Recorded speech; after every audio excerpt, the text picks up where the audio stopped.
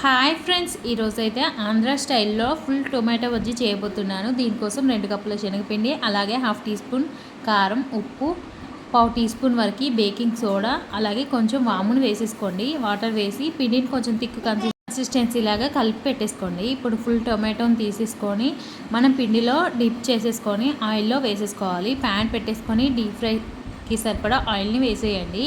ఇలా oil heat అయిన తర్వాత మనం టొమాటో బజ్జీని అయితే వేసేసుకోవాలి. 2 వైపులా టొమాటోలు మంచిగా ఫ్రై చేసేసుకోండి. అదే ఆయిల్లోకి కప్పు వరకు లావు అటుకులను వేసేసుకోవాలి.